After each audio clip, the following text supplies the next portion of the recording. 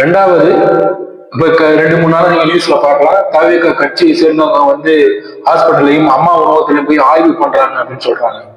அது வந்து நீங்க கட்சி ரீதியா பாத்தீங்கன்னா அது வந்து நல்லது அப்படின்னு நீங்க சொல்லலாம். அது வந்து தப்பு சொல்ல முடியாது.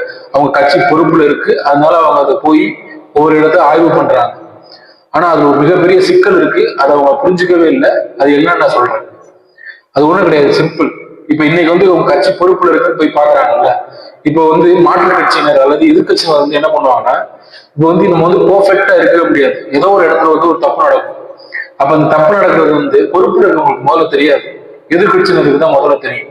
அப்ப எதிர்கட்சி என்ன பண்ணும்னா, முதல்ல தப்பு எங்க நடக்குதோ அங்க போய் நான் ஆய்வு நடத்துறேன் அப்படின்னு இப்பதான் வந்து எல்லா கையிலும் மீடியா இருக்கு. ஒரு போன் இருந்தா நம்ம மீடியா.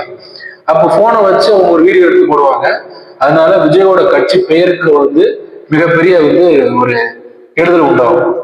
இதை வந்து தாவேகா கட்சியினர் வந்து தெரிஞ்சுக்கணும்.